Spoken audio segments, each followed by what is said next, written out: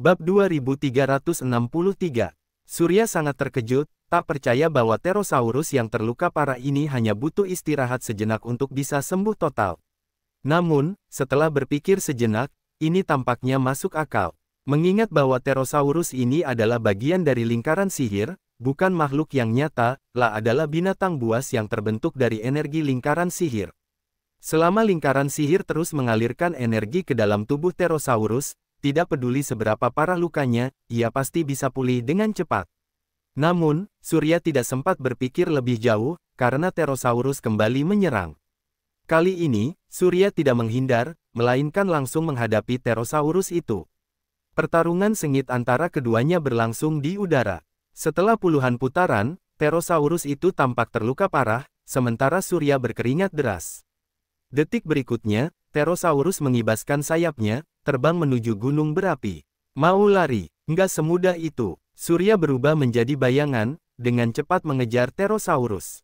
Namun, saat hampir mencapai tepi dataran, sebuah dinding pertahanan transparan berwarna emas muncul, menghalangi jalannya.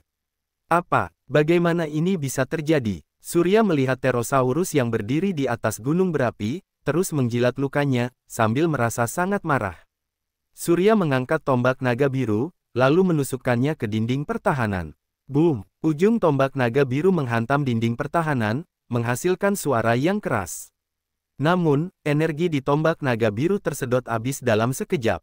Surya terpaksa mundur 2 langkah, mengumpulkan tenaga untuk menusukkannya lagi.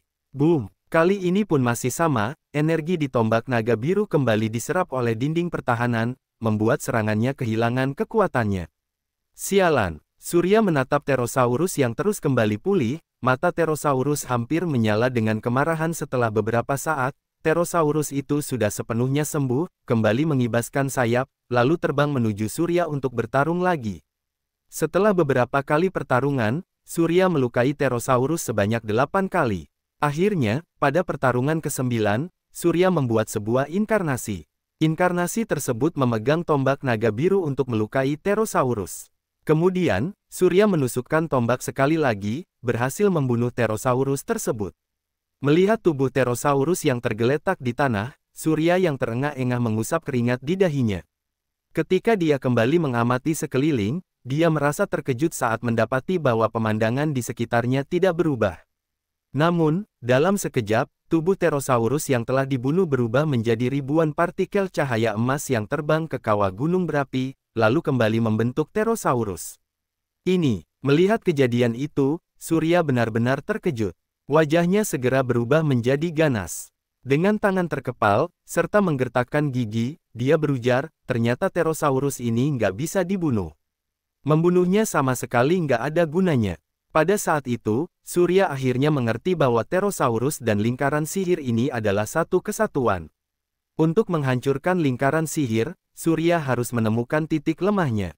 Membunuh Pterosaurus bukanlah kunci untuk memecahkan lingkaran sihir ini. Surya mulai berpikir dengan cepat, mencari cara untuk menghancurkan lingkaran sihir. Guru naga airnya, Alkot, pernah berkata bahwa selain penjaga ruang, tidak ada yang bisa membuat lingkaran sihir yang sempurna di dunia ini. Semua lingkaran sihir pasti memiliki titik lemah. Jika diperhatikan dengan cermat, titik lemah itu pasti bisa ditemukan. Surya melafalkan mantra untuk mengaktifkan napas naga biru. Seketika itu juga, struktur dan tata letak lingkaran sihir itu terungkap dengan jelas. Surya segera melihat adanya jalur aura keemasan di lapisan terluar lingkaran sihir. Jalur aura keemasan ini tidak terhubung sempurna dengan lingkaran sihir. Tampaknya, ini menjadi sumber energi lingkaran sihir tersebut. Jika jalur aura ini diputus, lingkaran sihir akan kehilangan sumber energinya, lalu menghilang dengan sendirinya. Dengan pemikiran itu, Surya melompat mendekati jalur aura keemasan tersebut. Namun, di tepi dataran dia kembali terhalang oleh dinding pertahanan. Merasa marah, Surya langsung menyerang dinding pertahanan dengan pedangnya. Kemudian, dia duduk terjatuh di tanah dengan ekspresi kecewa sembari bergumam, jalur aura keemasan itu ada di luar lingkaran sihir. Sepertinya kali ini aku nggak bisa keluar. Surya, hal terpenting dalam hidup adalah ketekunan dan tekad. Tanpa ketekunan dan tekad, seseorang nggak akan bisa mendapatkan apapun yang berharga. Tapi dengan kedua hal itu, seseorang pasti bisa menjadi kuat. Bahkan bisa menjadi penjaga ruang. Bab 2364. Dalam sekejap, Surya teringat kata-kata guru naga airnya, Alkot, tentang penjaga ruang yang tidak dikenal. Dia adalah seorang kultivator yang juga berasal dari ruang bawah. Tiba-tiba, Surya merasakan kepercayaan diri yang mengalir di dalam dirinya, mengisi tubuhnya dengan kekuatan baru. Surya bangkit berdiri, mengamati sekelilingnya dengan cermat, lalu menyadari bahwa lingkaran sihir di depannya tidak sesederhana yang dia bayangkan. Lingkaran sihir ini sebenarnya adalah lingkaran sihir berlapis. Lapisan terluar adalah sumber energi, tapi di dalamnya terdapat beberapa lapisan struktur, di mana setiap lapisan mendapatkan energi dari lapisan sebelumnya. Lingkaran sihir ini setidaknya memiliki puluhan lapisan, membuktikan bahwa ini adalah hasil dari penggabungan puluhan lingkaran sihir. Namun, ini tidak menjadi masalah. Selama dia menemukan sumber masalahnya, situasi ini bisa diubah. Surya menarik napas dalam-dalam, memperhatikan lapisan terdalam lingkaran sihir. Tak lama kemudian, dia menemukan sumber energi lingkaran sihir tersebut. Dalam sekejap, Surya mengayunkan pedangnya, memutuskan jalur energi ini. Seketika, lapisan terdalam lingkaran sihir berubah menjadi partikel cahaya, lalu menghilang, diikuti oleh lapisan kedua, ketiga, hingga lapisan ke-15. Ketika Surya memutuskan sumber energi lapisan ke-15, lingkaran sihir berubah menjadi partikel cahaya yang menghilang. Namun, sejenak kemudian, lapisan terluar berubah menjadi ruang lingkaran sihir berputar yang terdiri dari banyak sisi dengan aura keemasan. Ternyata partikel cahaya tadi tidak menghilang, melainkan berkumpul menjadi jalur-jalur aura keemasan. Ruang lingkaran sihir itu terus berputar, membuat Surya merasa terkejut. Karena dia tahu bahwa dirinya berhadapan dengan lingkaran sihir ruang yang pernah disebutkan oleh guru naga air Alkot. Lingkaran sihir ruang berbeda dengan lingkaran sihir biasa, karena pembuat lingkaran sihir ini menggabungkan gerbang ruang yang terbuka ke ruang lainnya. Artinya, jika Surya salah dalam memutuskan jalur aura keemasan, dia bisa membuka gerbang yang menuju ke ruang lain, bahkan Surya akan tersedot ke dalamnya. Lingkaran sihir ruang memiliki 3 jenis, yaitu aura keemasan, aura perak, serta aura ungu. Aura ungu ini terhubung dengan gerbang ruang bawah, aura perak terhubung dengan gerbang ruang tengah, lalu aura keemasan terhubung dengan gerbang ruang atas. Pada saat yang sama, aura perak juga bisa terhubung dengan gerbang ruang bawah, sedangkan aura keemasan bisa terhubung dengan gerbang ruang tengah dan bawah. Namun, dalam situasi biasa, kecuali ada alasan khusus, aura keemasan biasanya terhubung dengan gerbang ruang atas, aura perak terhubung dengan gerbang ruang tengah, sementara aura ungu terhubung dengan gerbang ruang bawah. Oleh karena itu, ketika Surya melihat munculnya aura keemasan, dia tak bisa menahan diri untuk menghela napas dalam.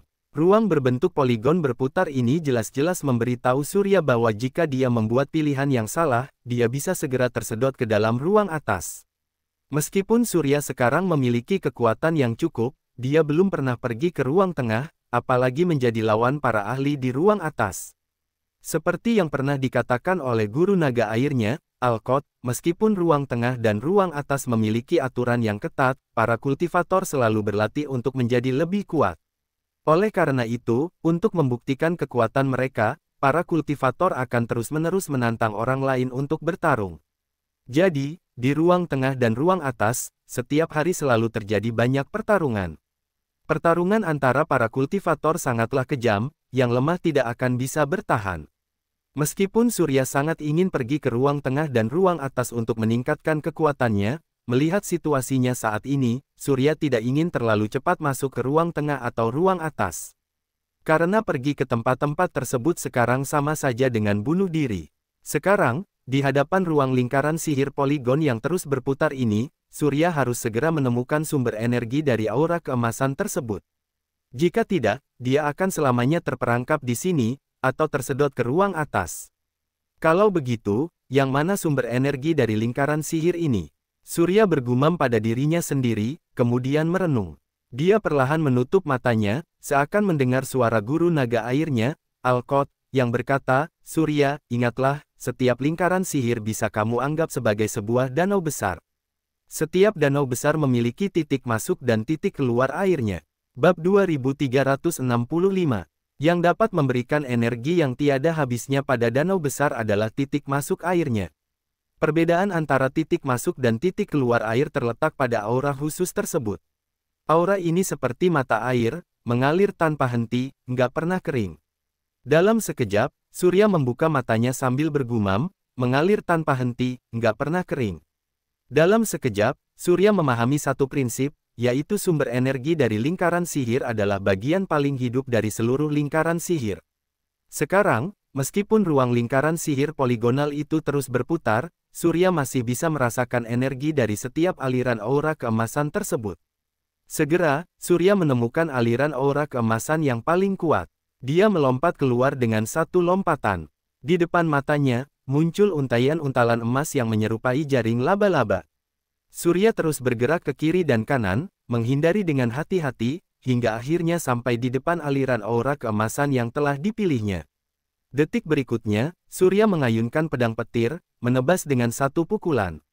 Boom! Suara keras terdengar, aliran aura keemasan itu seketika berubah menjadi serpihan emas yang perlahan menghilang. Pemandangan di depannya juga lenyap. Surya kembali berada di dalam tambang Lin, dengan pemandangan yang kembali terasa familiar. Huff! Surya menghela napas panjang, melihat sekeliling, lalu melanjutkan perjalanannya menyusuri lorong tambang.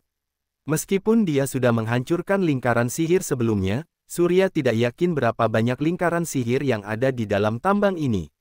Jadi dia harus terus maju untuk memastikan apakah ada lingkaran sihir lainnya. Segera, Surya sampai di ujung tambang tanpa menemukan sesuatu yang aneh. Ini membuktikan bahwa hanya ada satu lingkaran sihir di dalam tambang, yang baru saja telah dia hancurkan. Bahayanya sudah berakhir. Saat Surya keluar, dia menghubungi nomor Nadia. Halo, Pak Surya, apa ada yang bisa aku bantu?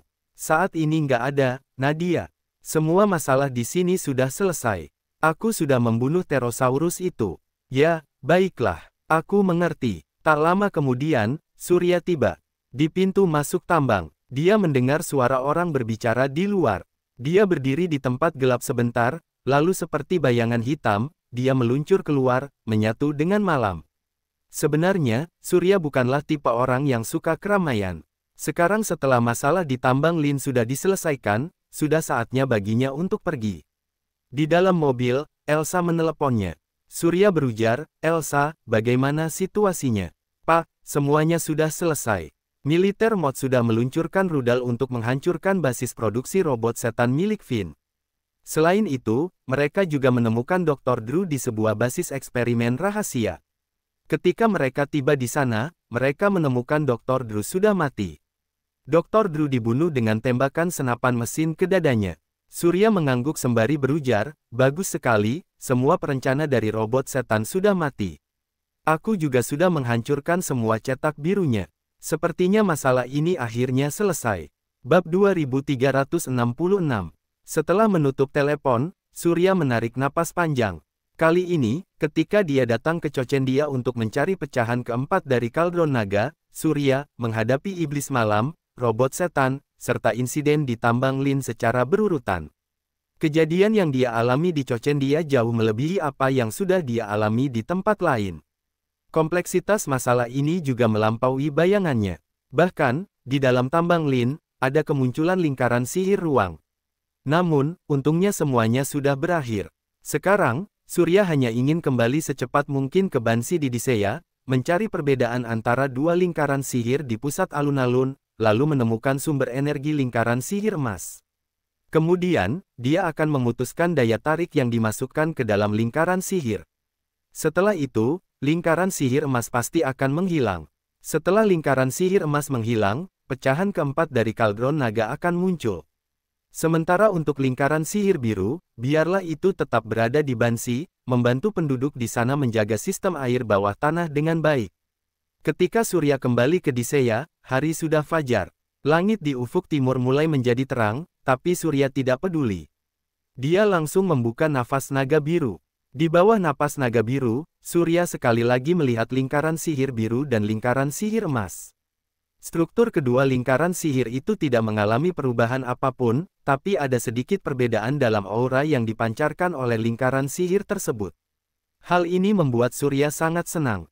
Karena menurut karakteristik asli kedua lingkaran sihir itu, aura yang dipancarkan seharusnya sama, tidak ada perbedaan, sehingga tidak dapat dibedakan. Namun, sekarang aura dari lingkaran sihir biru dan lingkaran sihir emas sudah terpisah. Meskipun lemah, Surya masih bisa merasakannya. Pada saat ini, Surya seperti menemukan ujung benang dari dua helai benang yang saling terjalin.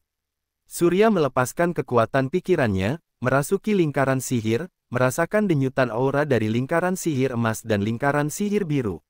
Akhirnya, di satu titik, Surya merasakan perbedaan dalam denyut aura kedua lingkaran sihir tersebut. Dia membuka mata dengan antusias, lalu bergumam, "Aku sudah menemukannya." Kali ini, Surya akhirnya menemukan daya tarik lingkaran sihir emas. Sumber energi khusus itu ternyata berasal dari embusan aura lingkaran sihir biru yang digabungkan dengan lingkaran sihir emas. Surya membalikkan tangan kanannya, lalu pedang petir muncul di tangannya. Dengan satu loncatan, dia melompat ke udara. Seketika itu juga, tubuhnya melayang di udara. Pedang petir di tangannya menyerang ke arah satu helai benang emas. Boom! Sehelai benang emas itu segera hancur, berubah menjadi serpihan cahaya. Seketika itu juga, semua aura dari lingkaran sihir emas berubah menjadi serpihan cahaya, bergerak cepat menuju pusat lingkaran sihir. Tak lama kemudian, sebuah bola cahaya emas muncul di pusat lingkaran sihir. Kemudian, cahaya emas itu perlahan-lahan memudar, lalu pecahan keempat dari kaldron naga muncul di depan Surya. Surya meraih pecahan kaldron naga itu.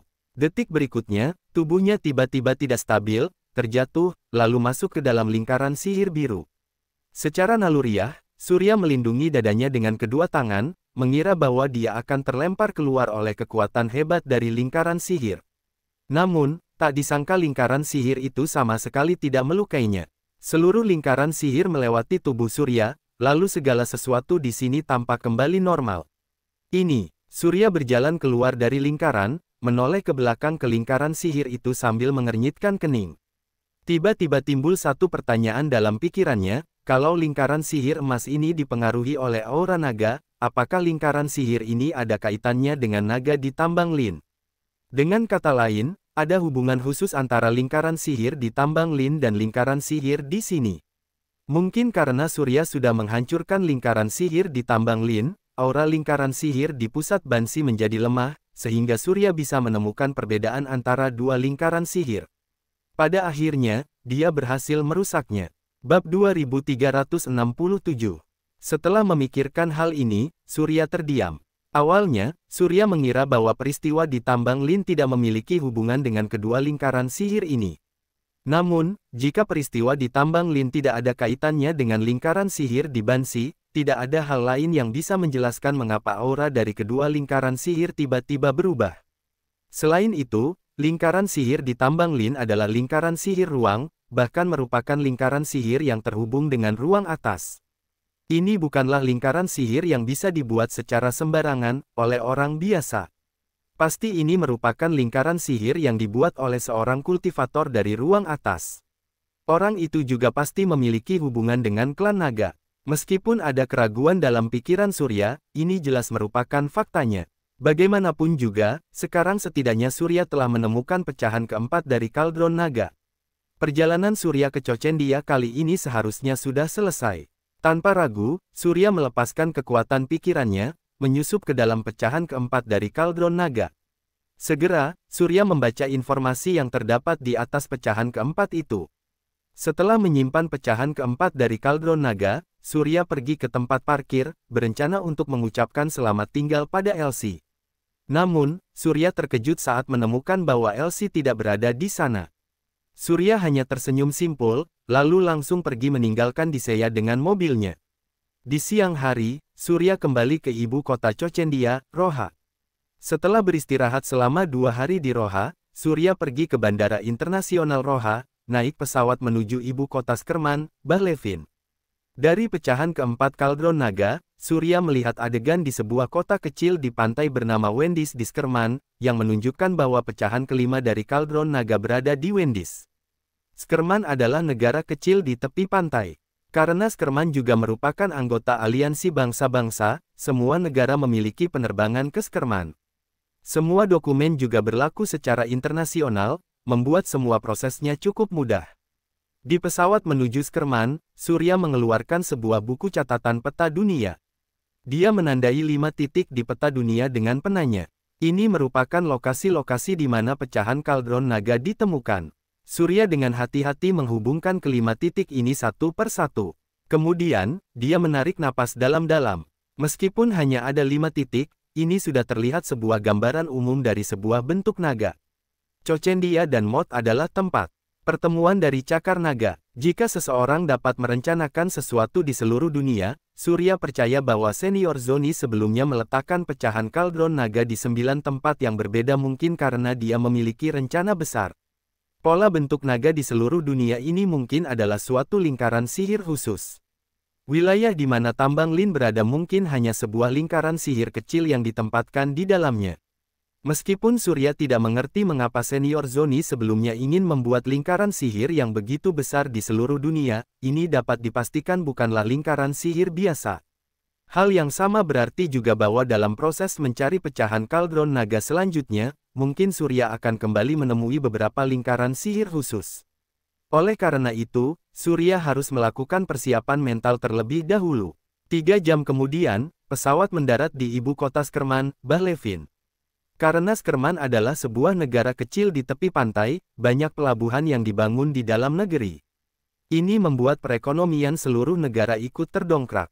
Berdasarkan informasi yang diterima oleh Surya, panjang garis pantai nasional Skerman adalah 500 km. Di dalam jangkauan 500 km ini, mereka sudah membangun 1.300 pelabuhan, dengan rata-rata satu pelabuhan setiap 1,5 km. Bagi sebuah negara kecil, ini mungkin tampak berlebihan. Namun, sebenarnya jika Skerman hanya mengembangkan perekonomian dalam negeri, tidak perlu lebih dari 1.000 pelabuhan. Alasan mendasar Skerman membangun 1.300 pelabuhan adalah karena posisi geografis khusus Skerman. Bab 2368. Kawasan teluk di mana Skerman berada selalu dalam keadaan penuh konflik. Ada puluhan negara kecil di sekitarnya yang telah terlibat dalam pertempuran sejak beberapa puluh tahun yang lalu hingga sekarang. Oleh karena itu, warga kaya dan beberapa pengusaha dari negara-negara kecil tersebut menempatkan sumber daya perdagangan mereka di Skerman. Ini berarti bahwa Skerman sudah menyatukan semua sumber daya dari semua negara kecil di sekitar kawasan teluk tersebut. Ini alasan perkembangan Skerman jauh melampaui negara-negara kecil lainnya. Meskipun sebenarnya Skerman berada di wilayah teluk, yang membuat mereka mau tak mau harus terlibat dalam lingkungan pertempuran, negara-negara kecil ini juga membutuhkan pasokan sumber daya karena alasan khusus. Warga negara kecil Skerman juga sangat mencintai perdamaian, mereka tidak suka berperang. Oleh karena itu, tanpa disadari Skerman sudah menjadi negara netral penting di wilayah teluk tersebut. Kebanyakan perselisihan antara negara-negara kecil ini adalah karena masalah kepentingan. Pertempuran di wilayah teluk tersebut yang berlangsung sepanjang tahun menunjukkan hal ini.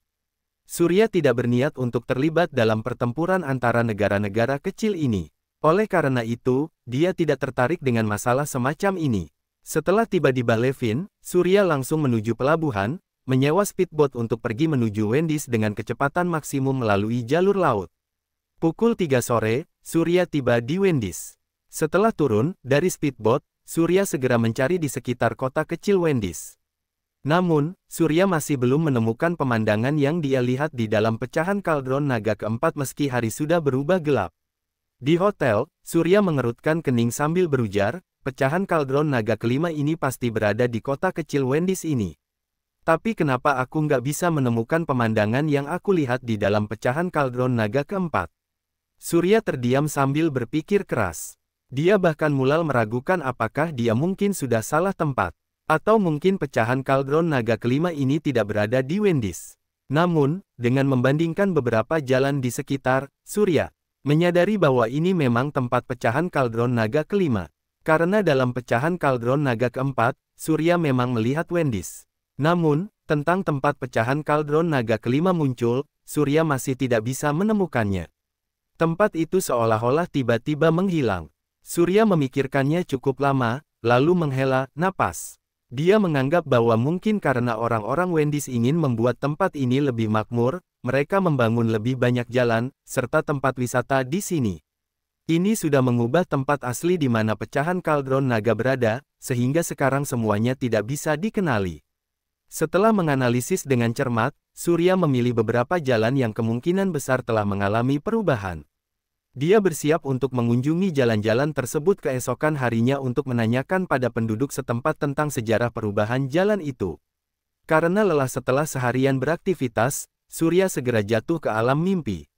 Di dalam mimpinya, Surya kembali ke tambang Lin, masuk kembali ke dalam lingkaran sihir tersebut. Pada saat dia akhirnya memutuskan aura lingkaran sihir itu, dia tanpa sengaja memutuskan aura lingkaran sihir dari ruang atas. Tiba-tiba, setelah seberkas cahaya keemasan menyinari, sebuah gerbang ruang yang mengarah ke ruang atas muncul di depannya. Meskipun Surya sudah mundur terus-menerus, dia masih tertarik ke dalam ruang atas oleh daya tarik kuat yang berasal dari gerbang ruang itu. Ah, enggak, Surya terbangun dari tidurnya, menyadari bahwa dia baru saja bermimpi. Dia menghela napas lega. Ketika dia melihat ke arah samping, dia melihat langit sudah bersinar terang. Setelah membersihkan diri, dia pergi ke bawah untuk memakan sarapan, lalu langsung pergi ke jalan yang sudah dia pilih kemarin untuk menanyakan tentang sejarah perubahan jalannya. Karena Wendy's adalah tempat pariwisata, penduduk setempat menyatakan bahwa jalan-jalan di sini memang akan direnovasi setiap beberapa waktu sekali. Namun, ketika Surya bertanya apakah ada jalan yang dulunya langsung menghadap ke laut, penduduk setempat menggelengkan kepala, mengatakan bahwa tidak pernah ada yang seperti itu. Bagaimanapun juga, di atas laut sering muncul topan dan tsunami. Jika ada jalan yang dibangun langsung menghadap ke laut, dampaknya pasti akan menjadi berkali-kali lipat ketika topan dan tsunami datang. Mungkin juga dampaknya akan menjadi berpuluh kali lipat. Jadi, tidak peduli bagaimana jalanan akan dibangun, tidak mungkin ada jalanan yang langsung mengarah ke laut seperti yang dikatakan Surya. Pak Surya, aku sudah tinggal di sini selama hampir 60 tahun. Aku berani mengatakan kalau nggak peduli siapapun yang kamu tanyai, kamu akan mendapatkan jawaban yang sama dari semua orang. Setiap jalan di sini nggak mungkin ada jalanan yang langsung menuju ke laut. Bab 2369. Terima kasih. Surya tersenyum simpul kepada orang tersebut, mengungkapkan rasa terima kasihnya. Meskipun orang tersebut menjelaskan dengan jelas, Surya tetap tidak percaya. Jadi, dia pergi ke beberapa jalan lainnya, lalu bertanya kepada penduduk lainnya. Hasilnya, seperti yang diucapkan oleh pria tua tadi, tidak mungkin ada jalanan yang langsung mengarah ke laut di Wendy's. Namun, pemandangan yang dilihat Surya di dalam potongan keempat dari kaldron naga jelas menunjukkan bahwa jalanan memang menghadap langsung ke laut. Mungkinkah Surya sudah salah mengingatnya? Jika Wendy's adalah tempat yang tepat, mungkinkah dia yang sudah salah melihatnya? Mungkinkah tidak ada jalanan yang menghadap langsung ke arah laut? Setelah kembali ke hotel, Surya sekali lagi melepaskan kekuatan pikirannya, memasuki potongan keempat dari kaldron naga. Namun, karena Surya sudah melepaskan kekuatan pikirannya sekali sebelumnya, informasi yang tertinggal di kaldron naga telah dibaca. Jadi, energi itu telah sepenuhnya hilang sekarang. Oleh karena itu, tidak peduli seberapa keras Surya mencoba, dia tidak dapat lagi membaca informasi apapun tentang pecahan kaldron naga kelima. Pada saat yang sama, adegan yang ada di pikiran Surya tampak makin jelas. Dia yakin bahwa jalanan yang sudah dia lihat mengarah langsung ke laut. Namun, sekarang semuanya sudah berubah. Surya meyakinkan dirinya sendiri dalam hatinya. Mungkin karena senior Zoni yang meletakkan kaldron naga di sini 100 tahun yang lalu, jadi sekarang tidak ada yang mengetahui situasi saat itu setelah lebih dari 100 tahun berlalu. Bagaimanapun juga, usia orang biasa tidak akan bisa lebih dari 100 tahun. Namun, umur senior Zoni sudah mencapai ribuan tahun. Senior Zoni hidup dari dinasti Taruna hingga sekarang. Jangka waktu ini tidak bisa dibayangkan oleh manusia biasa. Surya tiba-tiba menyadari bahwa dia dan senior Zoni sama-sama kultivator, jadi dia memutuskan untuk tidak lagi bertanya pada penduduk di jalanan, melainkan masuk ke perpustakaan terbesar di Wendy's. Di perpustakaan, Surya meneliti tentang catatan sejarah Wendy's dalam 100 tahun terakhir. Bahkan ada beberapa dari 10 peta topografi kota kecil yang digambar tangan. Di atas peta topografi, ada marka jalanan. Namun, setelah diperhatikan dengan seksama, Surya menemukan bahwa selama lebih dari 100 tahun, meskipun setiap jalan di Wendy's terus mengalami perubahan, tidak ada satupun jalanan yang menghadap langsung ke laut setiap perubahan terjadi. Ini berarti menghindari membuat jalanan yang langsung menghadap ke laut seharusnya sudah menjadi pengetahuan umum dalam konstruksi bangunan. Ini juga berarti bahwa di Wendi's tidak ada jalanan yang langsung menuju ke laut. Setelah memikirkan hal ini, Surya tidak bisa tidak mengernyitkan keningnya. Jika tidak ada jalanan seperti itu, di mana lagi kaldron naga kelima mungkin akan disembunyikan. Informasi yang tercatat di dalam kaldron naga tidak mungkin salah. Ini berarti bahwa Wendi's pasti memiliki jalanan yang langsung mengarah ke laut.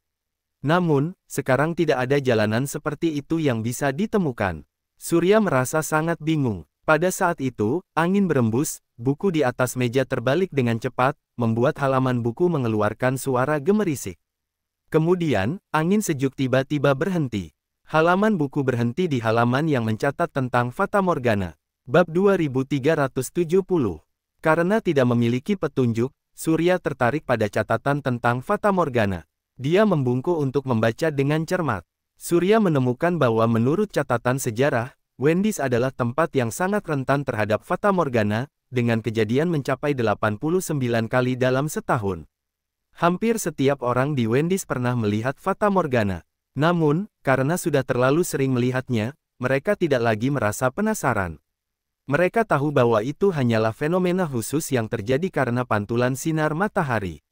Surya melihat halaman berikutnya, menemukan catatan khusus tentang Fata Morgana. Katanya, 30 tahun yang lalu Fata Morgana muncul di atas laut di wilayah Wendi's.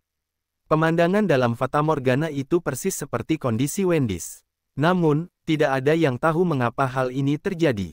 Ada dua gambar di sebelahnya. Yang satu adalah peta topografi kota Wendi's, sementara yang lain adalah gambar Fata Morgana Wendi's yang melayang di udara. Ketika mata Surya jatuh pada gambar Fata Morgana Wendi's, dia tiba-tiba terdiam, karena semua jalanan di gambar Fata Morgana Wendi's itu menghadap ke laut. Ketemu, Surya tiba-tiba berteriak, membuat orang-orang di sekitarnya berpaling ke arahnya. Pada saat ini, seorang pustakawan segera datang menghampiri, lalu menanyakan keadaan Surya. Setelah mengetahui bahwa Surya berteriak hanya karena terlalu bersemangat, dia tersenyum. Sambil menganggukkan kepala, lalu melangkah pergi. Tanpa ragu, Surya mengeluarkan ponselnya untuk mengambil gambar Fata Morgana Wendi's. Kemudian, dia meninggalkan perpustakaan, lalu berjalan menuju ke sebuah dermaga di tepi laut. Langit sangat biru dan sinar matahari keemasan menyinari permukaan laut. Surya meletakkan tangan di pinggulnya, lalu mulai mengamati laut. Namun, pada saat ini terdengar suara wanita yang meminta tolong dari kejauhan. "Tolong, selamatkan aku." Surya berbalik untuk melihatnya. Ada seorang gadis muda yang mengambang naik turun di tengah laut sedang meminta tolong. Tanpa ragu, Surya langsung melompat ke dalam air, lalu berenang dengan cepat ke arah gadis itu. Ketika Surya mencapai tempat di mana gadis itu berada, gadis itu sudah tenggelam. Tanpa ragu, Surya langsung menyelam ke dalam air, menarik gadis yang sudah tak sadarkan diri itu keluar dari air, lalu membawanya ke pantai. Surya melakukan pernapasan buatan untuk gadis itu di pantai. Tak lama kemudian, gadis itu memuntahkan beberapa tegukan air laut, lalu membalikkan tubuhnya untuk duduk. Gadis itu menyeka air laut dari sudut mulutnya, lalu berujar, "Terima kasih karena sudah menyelamatkanku." "Nggak masalah. Oh ya, tadi di laut aku melihat kamu terus memegang kerang laut ini. Pasti kamu pergi ke laut untuk benda ini, kan?" "Ya." Gadis itu memuntahkan beberapa tegukan air laut lagi. Dia mengernyitkan kening, mendorong kerang laut itu ke arah Surya sembari berkata, "Karena kamu sudah menyelamatkanku, sekarang benda ini milikmu." "Enggak, ini milikmu. Sebenarnya aku nggak suka daging kerang laut." "Enggak, ini nggak seperti yang kamu pikirkan." Gadis itu langsung mengambil kerang laut itu, lalu membukanya cangkangnya. Di dalamnya ada sebuah mutiara besar berbentuk bulat. Gadis itu mengeluarkan mutiara itu, lalu memberikannya pada Surya. "Inilah sebenarnya alasan aku pergi ke laut. Sekarang, ini adalah milikmu." "Enggak, aku nggak bisa menerima benda yang kamu dapatkan dengan mempertaruhkan nyawamu." Surya buru-buru menolak. Gadis itu tak bisa melakukan apa-apa, hanya bisa menyimpan kembali mutiara itu. Dia berkata, "Baiklah, kalau begitu, aku akan mengingat hal ini. Aku berutang budi padamu. Tapi, aku belum tahu namamu." "Namaku Surya, siapa namamu?" "Namaku Judith. Aku sangat berterima kasih padamu atas pertolonganmu tadi." Bab 2371. Surya berkata sambil tersenyum, "Nggak perlu sungkan. Tadi kamu sudah berterima kasih padaku, jadi nggak perlu mengucapkan terima kasih lagi. Judith mengangguk, mengerucutkan bibirnya, lalu berkata, sebenarnya nenek yang mengajariku. Nenek bilang kalau kita harus selalu mengingat kebaikan orang lain dalam hati kita. Karena hanya dengan begitu, kita bisa menjadi orang baik yang penuh syukur. Menghadapi kehangatan dari Judith, Surya merasa sedikit bingung. Namun, karena rasa ingin tahunya, Surya bertanya, kalau kamu benar-benar ingin berterima kasih padaku, lebih baik kamu ceritakan saja bagaimana kamu bisa menemukan kerang laut ini, juga bagaimana kamu bisa yakin kalau di dalam kerang ini ada mutiara. Judith tampak ragu sejenak, lalu melihat sekeliling memastikan tidak ada orang lain sebelum berkata, aku bisa memberitahumu, tapi aku harap kamu nggak memberitahu orang lain. Oke, nggak masalah, aku berjanji nggak akan memberitahu orang lain. Surya mengangguk, dalam hatinya merasa sangat penasaran. Bagaimanapun juga, posisi Judith tadi berada di kedalaman setidaknya 15 meter dari permukaan laut, sementara kerang laut adalah makhluk yang hidup di dasar laut. Kemampuan Judith untuk melihat dasar laut sedalam 15 meter dari permukaan, serta memastikan bahwa di dalam kerang tersebut ada mutiara, adalah hal yang sangat mengherankan bagi Surya. Oleh karena itu, Surya sangat ingin mengetahui jawabannya. Judith menjelaskan, sebenarnya, aku mewarisi kemampuan nenekku.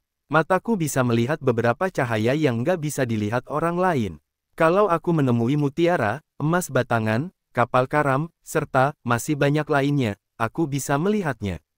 Setelah mendengar ini, Surya merasa sangat takjub. Kemudian, dia berkata, kalau begitu, kamu bisa melihat semua harta karun di laut. Ya, bisa dibilang begitu.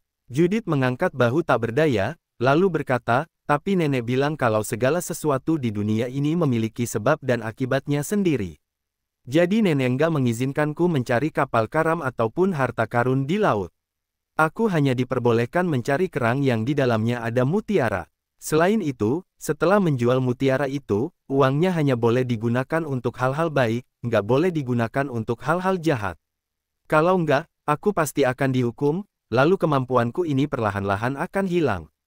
Surya berkata, aku nggak menyangka di dunia ini ada kemampuan yang begitu ajaib. Judith menyimpan mutiaranya, bangkit berdiri dari pantai, menepuk-nepuk pasir di tubuhnya, lalu berujar, hei, Surya, apa sekarang kita bisa dianggap teman? Tentu, tadi kamu sudah menyelamatkanku. Sebagai balasannya, malam ini aku mau mengundangmu makan malam di rumahku. Nggak masalah. Aku pasti akan datang nanti. Judith memberitahukan alamat rumahnya pada Surya, lalu melangkah pergi. Surya memutar kepalanya melihat ke arah laut, melanjutkan pencariannya di tempat yang paling mungkin muncul Fata Morgana. Setelah mencari sepanjang sore, akhirnya Surya menemukan posisi terbaik untuk melihat Fata Morgana di dermaga nomor 52. Setiap kali Fata Morgana muncul di permukaan Laut Wendis, dermaga nomor 52 adalah tempat dia bisa melihat dengan jelas dari sudut pandang yang bagus. Namun, meskipun jalanan kecil di dalam Fata Morgana tampak mengarah langsung ke laut, Surya tetap merasa itu tidak nyata. Bagaimanapun juga, Fata Morgana hanya ilusi yang terbentuk karena pembiasan cahaya sinar matahari, bukan tempat yang benar-benar ada. Mencari potongan kelima dari kaldron naga dalam sebuah ilusi yang tidak ada, hampir mustahil dilakukan. Kecuali jika ada lingkaran sihir khusus di sini, sementara Fata Morgana itu hanya bagian dari lingkaran sihir tersebut. Jika benar demikian, masuk ke dalam lingkaran sihir mungkin bisa membawa Surya menemukan potongan kelima dari kaldron naga. Surya melafalkan mantranya, langsung mengaktifkan napas naga biru.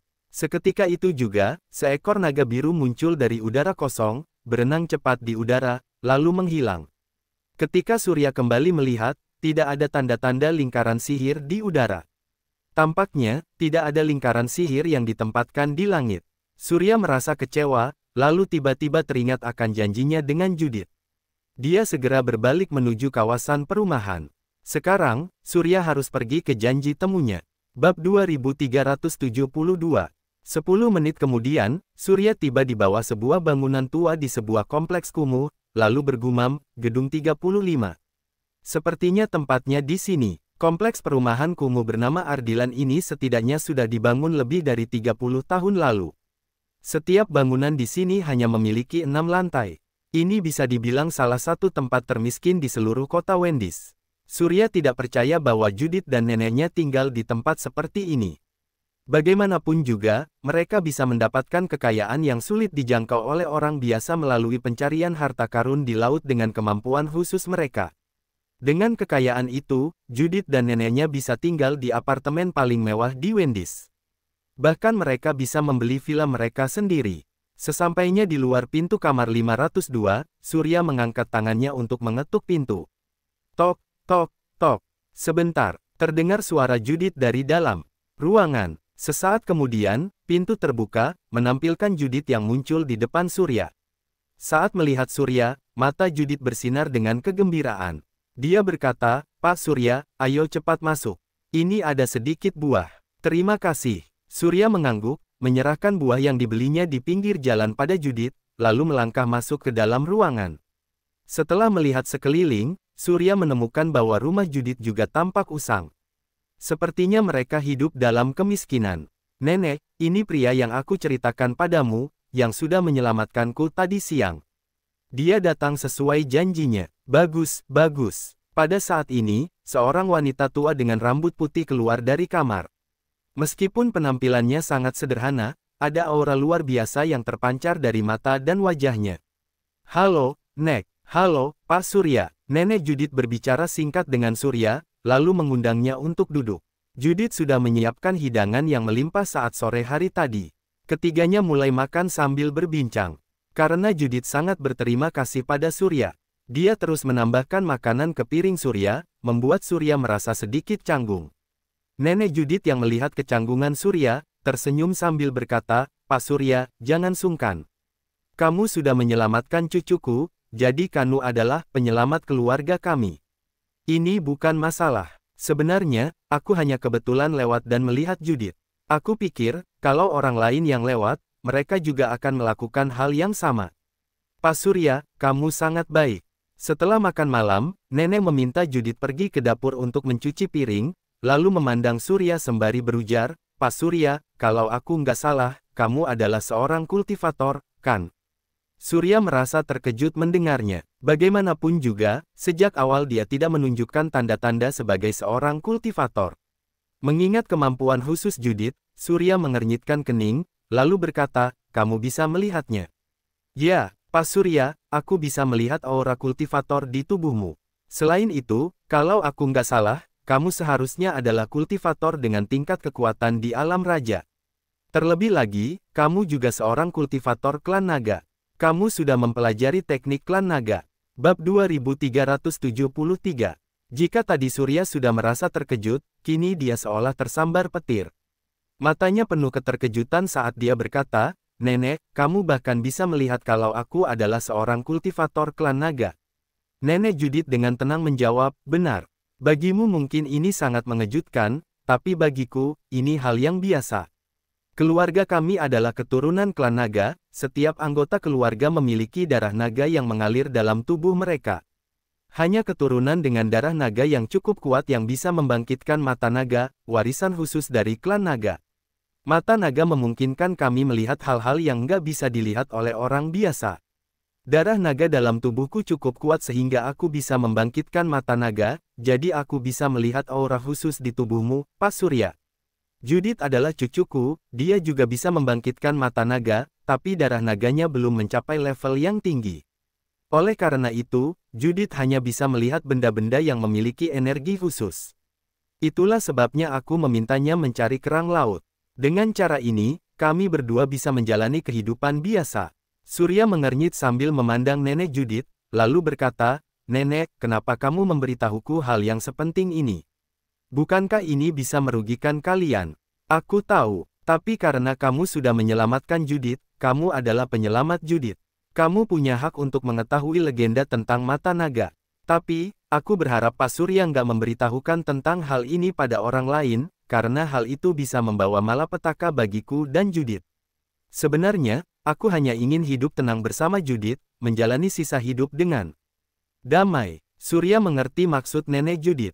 Memang benar, hanya mereka yang sudah mengalami banyak hal yang akan menyadari bahwa kehidupan yang tenang adalah hal yang paling berharga. Nenek Judith ingin Judith tetap berada di sisinya, menjalani kehidupan yang biasa. Hal ini tidaklah mengherankan. Aku mengerti. Terima kasih, Nek. Aku pasti akan membantumu menjaga rahasia ini.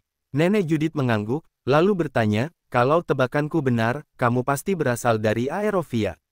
Benar, Nek. Setiap kultivator yang datang ke Wendys memiliki tujuan yang sama, yaitu Fata Morgana yang muncul di permukaan Laut Wendys. Konon katanya, di dalam Fata Morgana tersebut tersembunyi sebuah rahasia besar. Aku pikir, kamu juga punya tujuan yang sama. Surya tertegun sejenak. Namun, setelah memikirkannya, dia menyadari bahwa Nenek Judith memiliki kemampuan mata naga yang istimewa. Mungkin dia pernah berhubungan dengan beberapa kultivator, sehingga dia bisa mengetahui beberapa rahasia tentang Fata Morgana tersebut. Namun, tujuan awal Surya datang ke Wendys bukanlah untuk mencari rahasia di dalam Fata Morgana. Meskipun demikian, sekarang karena Nenek Judith menyebutkan tentang Fata Morgana, hal itu justru menarik perhatian Surya. Dia bertanya sambil mengernyitkan kening, Nenek, apa kamu tahu rahasia tentang Fata Morgana itu? Benar, di sana memang ada beberapa harta karun.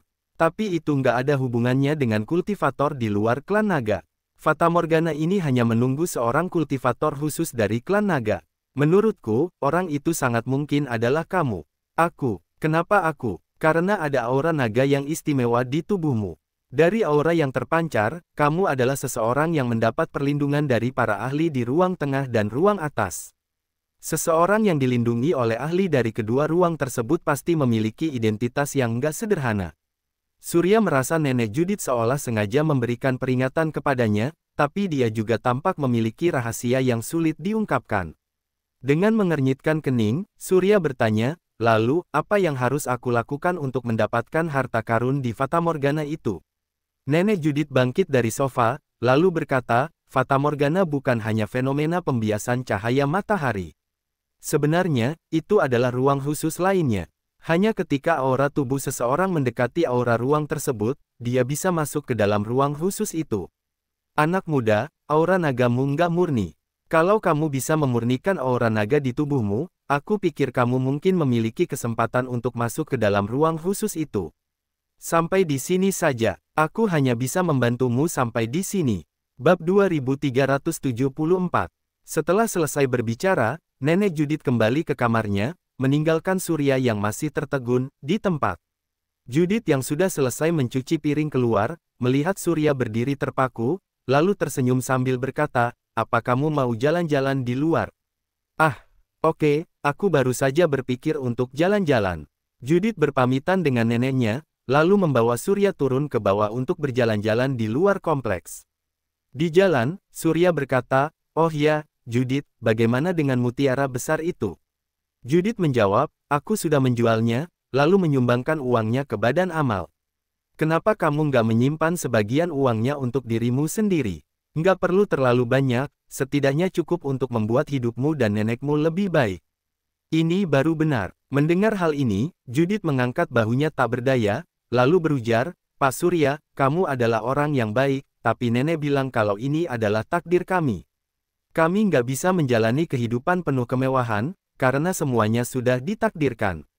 Kalau menggunakan uang dari kemampuan mata naga untuk hidup mewah, itu hanya akan membawa bencana bagi kami. Bencana, Surya berkata dengan kening berkerut, mungkin itu. Hanya reaksi psikologis mungkin nenekmu pernah hidup sangat miskin, sehingga dia merasa inilah kehidupan yang seharusnya dia miliki. Tapi sebenarnya, kalian bisa menjalani kehidupan yang lebih baik dengan usaha kalian sendiri, bukankah begitu? Judith menggelengkan kepala, tapi tidak menjawab. Mereka terus berjalan di sepanjang jalan.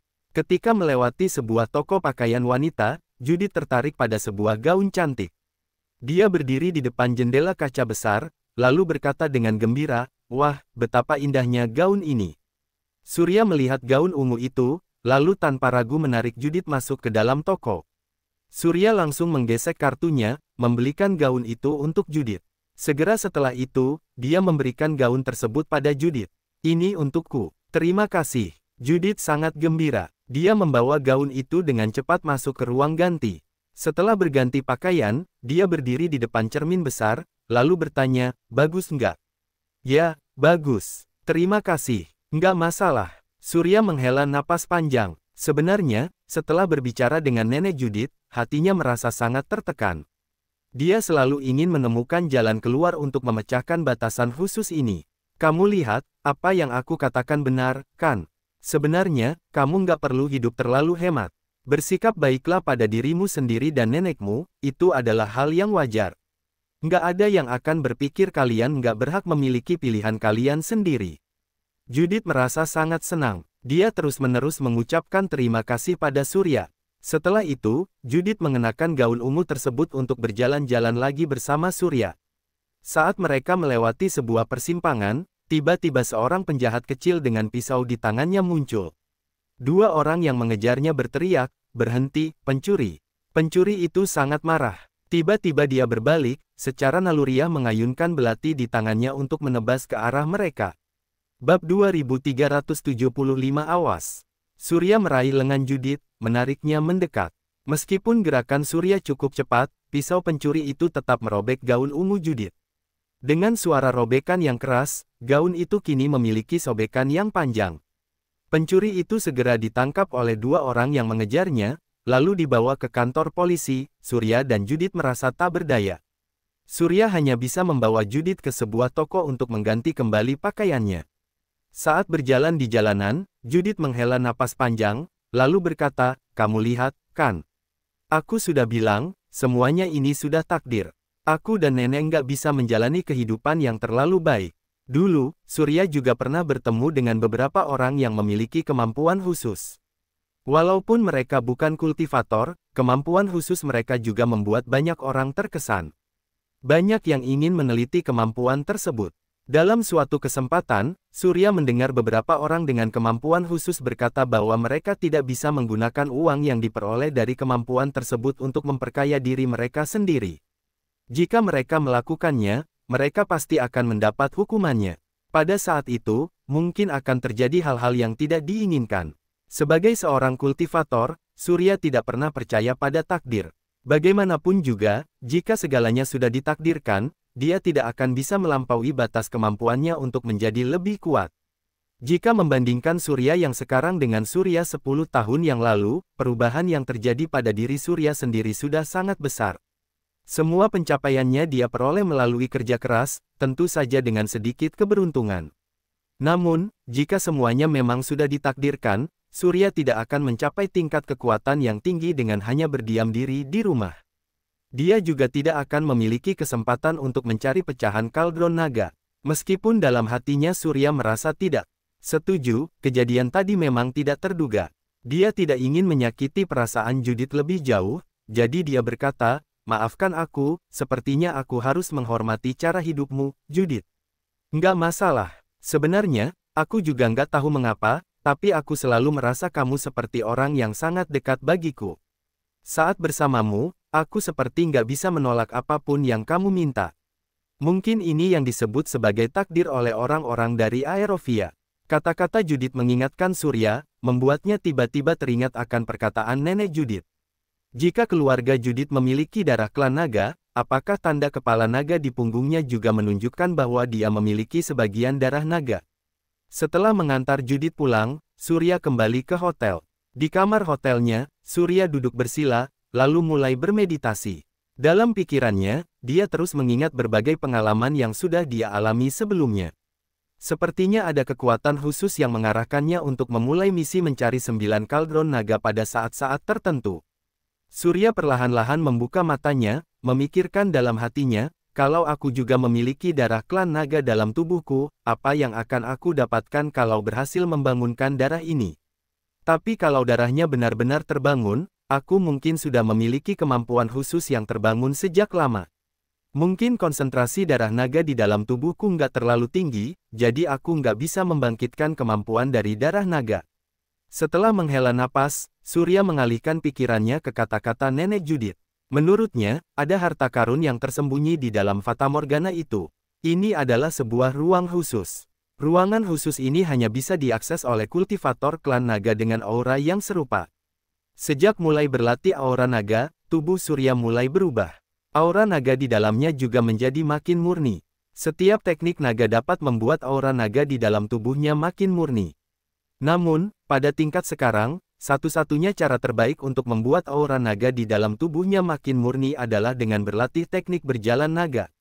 Teknik berjalan naga dapat membimbing aura naga melalui sendi-sendi dalam tubuhnya, meningkatkan dasar tulang seseorang. Dasar tulang seseorang adalah fondasi dirinya. Jadi meningkatkan dasar tulang adalah cara terbaik untuk memperbaiki diri seseorang. Nenek Judith sudah memberikan petunjuk terbaik pada Surya. Ditambah dengan informasi yang dia dapatkan dari pecahan keempat kaldron naga, semuanya mengarah ke Fata Morgana itu. Sekarang, jika dia ingin masuk ke Fata Morgana itu, satu-satunya cara adalah dengan membuat aura naga di dalam tubuhnya menjadi makin murni. Oleh karena itu, Surya tahu dia tidak boleh tergesa-gesa sekarang. Dia harus mulai berlatih teknik berjalan naga terlebih dahulu. Bab 2376. Surya sudah melatih teknik berjalan naga hingga mencapai tingkatan kelima. Namun, saat menggunakan raungan naga tampak, dia hanya dapat mempertahankan kehadiran naga emas selama 5 detik. Jika dia meningkatkan teknik berjalan naga hingga tingkat ke-6, yaitu bayangan naga tampak, kehadiran naga emas bisa dipertahankan hingga 6 detik. Setelah pertimbangan selama semalam, Surya memutuskan untuk langsung memulai meditasinya. Dalam durasi 1 bulan, dia akan meningkatkan teknik berjalan naga hingga ke tingkat 6, yaitu bayangan naga tampak. Jika ini sebelumnya, Surya akan menghabiskan waktu bertahun-tahun untuk meningkatkan teknik berjalan naga dari tingkat ke-5 ke tingkat ke-6. Namun, setelah mendapatkan kekuatan 150 tahun kultivasi dari esensi Dewa Naga, kemampuannya sudah meningkat beberapa tingkatan. Meskipun memang agak sulit bagi Surya untuk meningkatkan teknik berjalan naga dari tingkat ke-5 hingga tingkat ke-6, yaitu bayangan naga tampak, hanya dalam waktu 1 bulan, ini bukanlah hal yang mustahil. Surya mulai meditasi sejak siang hari. Aura naga terus berputar di dalam tubuhnya. Ketika malam tiba, tubuh Surya mulai memancarkan cahaya keemasan yang samar. Waktu berlalu sedikit demi sedikit, hingga setengah bulan pun berlalu. Pada hari ke-16 Surya bermeditasi, tanda kepala naga berwarna merah darah di punggung Surya mulai mengeluarkan cahaya. Tekanan khusus itu membuat aura naga di dalam tubuhnya terguncang. Butiran keringat mulai bercucuran dari kening Surya. Setelah 30 hari berlatih, tulang Surya akhirnya bisa melewati batas, membuat kekuatannya meningkat. Surya perlahan membuka matanya. Dia mengangkat tangan kirinya, lalu dengan pikirannya, tangan kirinya tiba-tiba memancarkan cahaya keemasan. Dalam sekejap, sebuah bola energi emas muncul di telapak tangannya, di mana seekor naga emas kecil terus berputar di dalamnya, sambil mengeluarkan raungan naga. Melihat ini, senyuman muncul di sudut bibir Surya. Setelah sebulan berlatih, dia akhirnya berhasil meningkatkan teknik berjalan naga dari tingkat ke-5 raungan naga tampak menjadi tingkat ke-6 bayangan naga tampak. Ini membuat aliran aura naga di tubuhnya menjadi lebih kuat. Bola energi emas ini terbuat dari aura naga yang dipadatkan dari dasar tulangnya. Ini juga pertama kalinya Surya menyadari betapa berharganya teknik berjalan naga ini. Teknik biasa hanya dapat meningkatkan aura naga, bahkan bisa merusak tubuh kultivatornya. Namun, teknik berjalan naga justru sebaliknya. Teknik berjalan naga menggunakan dasar tulang kultivator sebagai inti, meningkatkan dasar tulang kultivator sambil terus meningkatkan alam kultivasinya.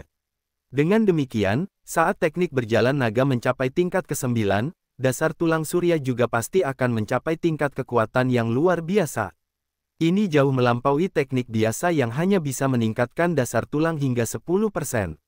Teknik berjalan naga dapat meningkatkannya hingga 10 kali lipat. Aura naga mengalir di antara tulang-tulangnya, membuat Surya dapat dengan jelas merasakan tulang-tulangnya sedang terus menerima nutrisi. Selama sebulan ini, kekuatan tubuh Surya juga sudah naik beberapa tingkat. Jika dia tidak terburu-buru untuk menemukan pecahan 9 kaldron naga, merakit kembali 9 kaldron naga untuk bisa bertemu dengan senior Zoni, lalu mengetahui rahasia klan naga dari senior Zoni, Surya pasti akan fokus untuk berlatih selama setahun, menggunakan waktu itu untuk meningkatkan teknik berjalan naga hingga ke tingkatan ke-9. Setelah beristirahat sebentar, Surya masuk ke kamar mandi untuk mandi. Kemudian, dia turun untuk makan siang. Ketika berjalan keluar dari hotel, waktu sudah menunjukkan pukul 1 siang. Langit tampak cerah dengan matahari yang terik. Karena ini adalah hari libur, banyak orang yang sedang berjemur di pantai. Surya melihat ke arah pantai yang luas. Ada lebih dari 10 fotografer yang bermain-main dengan peralatan kamera mereka. Saat makan siang di hotel, Surya mendengar seseorang membicarakan tentang fatamorgana. Sudah hampir 40 hari sejak munculnya fatamorgana terakhir kalinya. Ini adalah hal yang belum pernah terjadi sebelumnya. Jadi, semua orang mulai berspekulasi bahwa fatamorgana akan muncul dalam 1 atau 2 hari ke depan.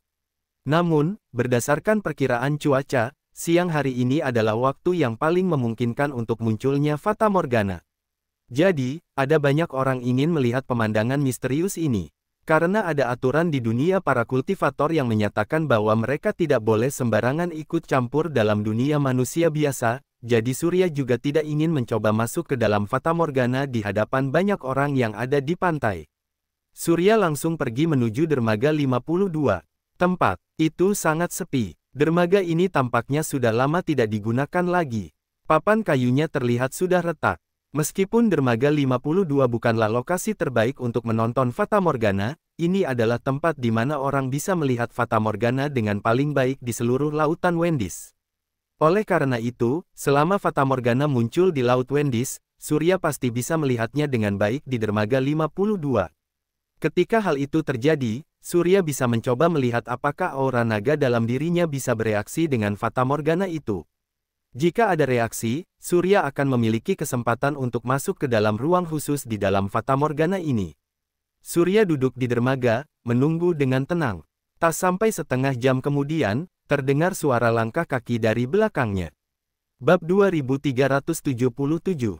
Sesaat kemudian, seorang pria yang memakai jas hitam muncul dari belakang Surya.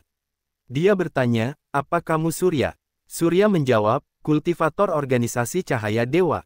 Aku harap kamu nggak datang ke sini untuk membuat masalah denganku." "Pak Surya, aku harap kamu nggak salah paham. Kami hanya ingin bekerja sama denganmu." "Bekerja sama? Benar. Apa kamu masih ingat Lembah Wilson? Kamu dan Tracy melakukan perjanjian kerjasama di sana.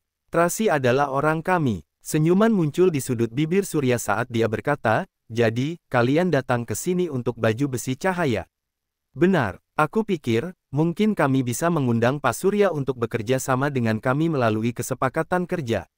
Aku bisa bekerja sama dengan kalian, tapi kalian harus memberitahuku dulu, apa yang kalian temukan kali ini." "Helm cahaya. Ini sangat penting bagi kami. Sebenarnya, Pak Surya seharusnya juga sudah tahu kalau prajurit cahaya adalah sang suci dari organisasi Cahaya Dewa kami. Jadi, baju besi prajurit cahaya juga sangat penting bagi organisasi Cahaya Dewa kami." Surya mencibir, lalu berkata, "Apa hubungannya antara prajurit cahaya dan organisasi Cahaya Dewa kalian? Sungguh lucu sekali. Aku pikir, kalau kalian nggak bisa memberikan sesuatu yang memuaskan bagiku, aku nggak akan bekerja sama dengan kalian." Pria berjas itu berkata, "Pak Surya, jangan khawatir, kali ini aku bisa menjamin kalau kamu akan puas." Setelah berkata demikian, pria berjas itu memberikan sepotong batu giok putih pada Surya. Ketika Surya memegang giok putih itu, kesadaran spiritualnya merasuki batu giok itu. Dia menemukan sebuah teknik kuno dari klan naga. Dengan kilatan kesadaran spiritual, teknik kuno dari klan naga ini muncul dalam pikiran Surya. Surya langsung dibuat terkejut olehnya. Ini adalah sebuah teknik klan naga tingkat menengah, pedang naga iblis. Pria berjas itu dengan hormat bertanya, "Pak Surya, apa kamu merasa puas dengan ini?" "Bagus sekali. Aku setuju dengan kalian. Kali ini, aku bisa membantu kalian menemukan helm cahaya. Sebenarnya, dalam satu setel baju besi cahaya, kecuali sarung tangan cahaya, bagian lainnya hanya memiliki kemampuan pertahanan, tidak dapat mengubah energi dari ruang bawah menjadi kekuatan cahaya.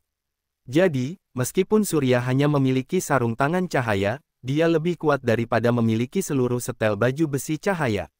Sebelumnya, karena urusan Tracy, Surya sudah melepaskan baju besi cahaya. Dalam hal ini, Surya tidak merasa telah melakukan kesalahan. Sebaliknya, Surya juga sedang mempertimbangkan apakah dengan perlindungan dari para ahli ruang atas, dia bisa mengalahkan penguasa kegelapan tanpa memiliki baju besi cahaya. Bagaimanapun juga, ada berbagai macam ahli yang kuat di bumi ini. Sulit untuk mengumpulkan seluruh setel baju besi cahaya. Selain itu, Surya percaya bahwa penguasa kegelapan juga tidak akan membiarkannya mengumpulkan seluruh setel baju besi cahaya ini. Orang ini pasti memiliki rahasia lain. Mungkin, baju besi cahaya hanya tipu daya bagiannya, tidak ada yang tahu. Apa tujuannya sebenarnya? Bersambung ke bab 2378. Terima kasih.